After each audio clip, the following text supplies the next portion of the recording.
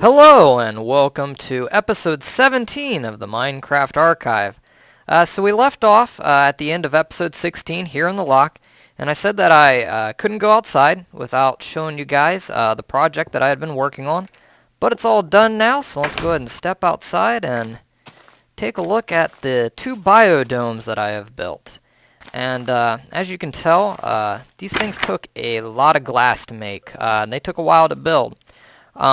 This bigger one is 52 blocks in diameter, and it's 26 blocks tall.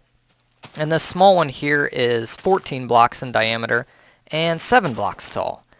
If I climb up here, I can give you guys a little better view of the whole thing. Also, thanks to Soda Genie again for the idea of coming up with flags for the Enterprise and for the lock. I already showed you guys the flag for the Enterprise, but this is the official one for the lock, red, white, and yellow.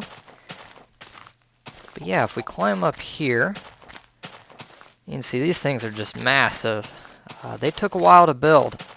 And the reason I actually wanted to build a biodome so bad is when I first started playing Minecraft several months ago, in October of 2010, I started off and I just built real simple things, like many Minecraft players do when they first start out. You know, the wooden house, small glass windows, the wooden door. You know, nothing fancy, very simple.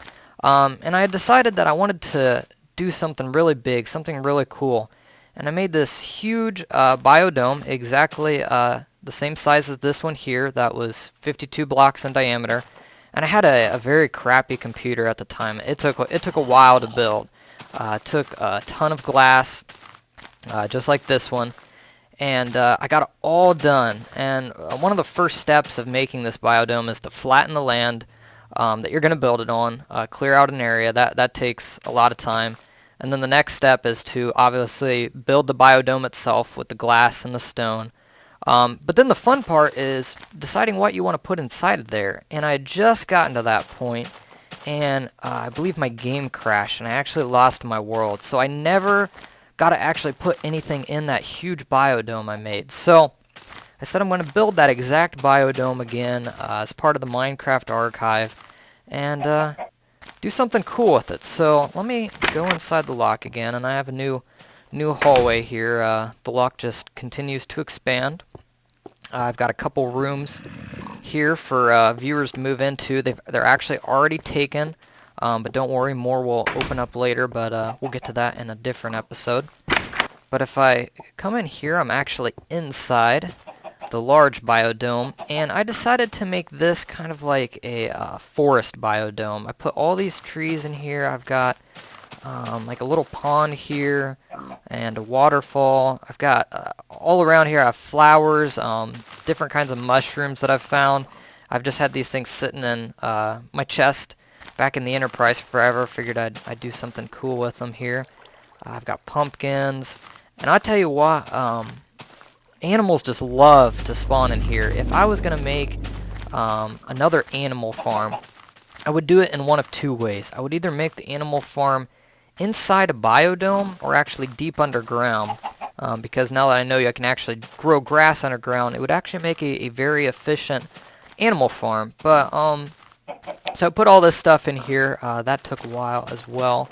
But one thing I didn't think about, if I step outside here, is when I planted all these trees, I actually wanted them to all be at least 2 blocks tall. The leaves, I wanted them at least 2 blocks off the ground so that I could walk underneath all the trees. Sometimes you get these real short trees that kind of look like bushes, and you can't walk under them, and I figured that would just kind of make the area cluttered. So I planted all these trees, and if any of them grew into what I would call a bush, I chopped it down, and I had to plant another one.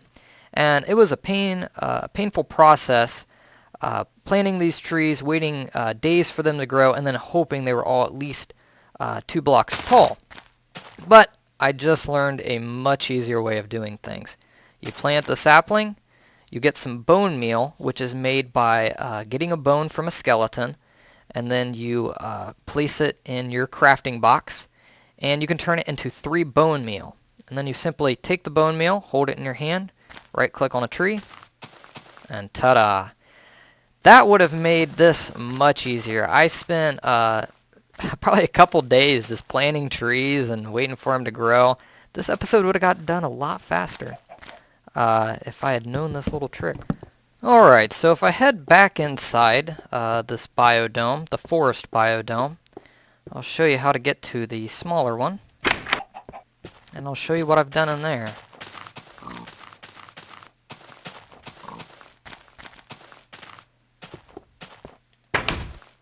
So in here, come on. In here I have made a desert biodome.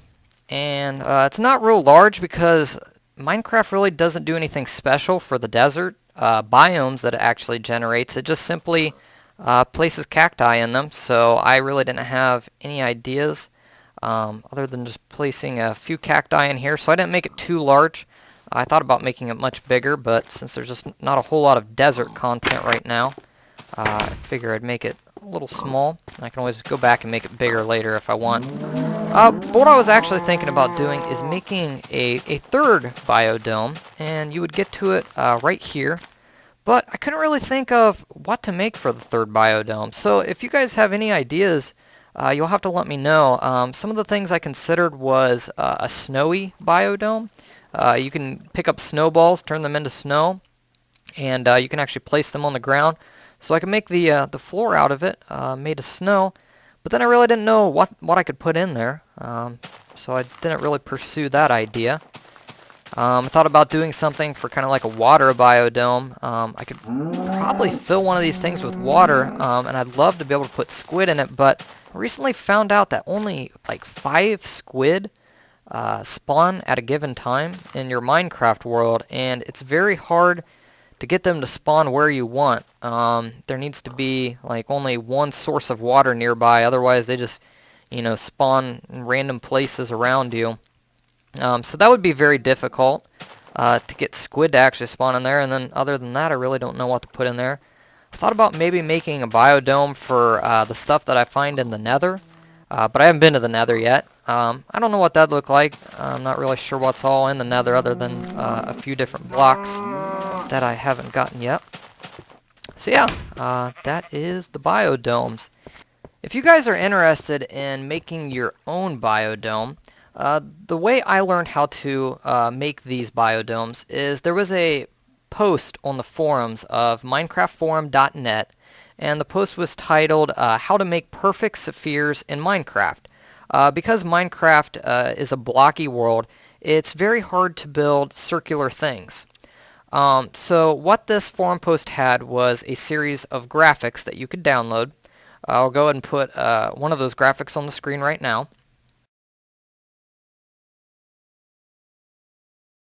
And as you can see, the graphic is just a bunch of pictures of circles that go from big to small. And when you make your biodome, all you will do is you will start with an area that you're going to want to make nice and flat and clear out.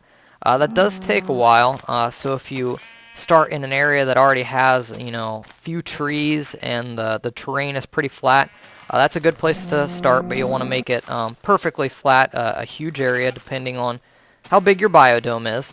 And then you're going to want to look at that diagram and start with the biggest circle that you see.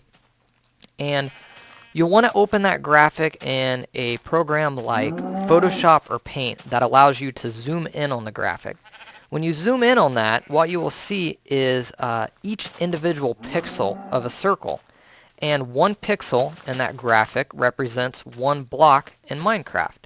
And so you'll just flip back and forth between looking at the graphic and building those circles in Minecraft, and you'll just stack the biggest circle on the bottom and you stack the smaller circles on top from biggest to smallest. And it's pretty simple. It might sound more difficult than it is, but if you take a look at that forum post, it probably can explain it a little better than I can. Oh, creeper. Ah. And he only needed 1 shot. Not sure why, that's weird. So yeah, I think that about covers it. If you guys really are having trouble figuring out how to make a biodome, I could probably throw together a quick tutorial on how to make a small one like this. They're both pretty much the same, it's just this one is much more time consuming, the bigger one. One little tip of advice that I give you is get a bunch of sand before you start making this thing. And I mean thousands, literally thousands. If you can get a diamond shovel and find a huge pit of sand, just get as much sand as you can. Build like 10 furnaces and plop all that sand in there and turn it all into glass. If you can have all the glass beforehand, it saves you all those trips of, you know, I'm here, I'm working on my biodome, I ran out of glass and I've got to walk all the way to the sand, mine it all or pick it all up, then I got to go take it to the furnace. You know, if you can just get all that glass beforehand, like I say, for one this big, you might need 1,000 to 2,000 pieces of glass. It sounds like a lot, but with a diamond shovel, you can pick up a lot of sand pretty fast. I'll go ahead and I will put up a few screenshots that I took while I was building this biodome. You kind of see the process involved in making one.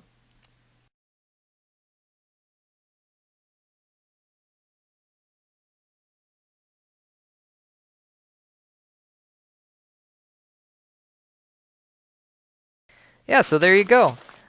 So this was a fun project. It's kind of neat to walk in there and just see all the wildlife, and they're protected in there. It's well lit, so no monsters can spawn in there.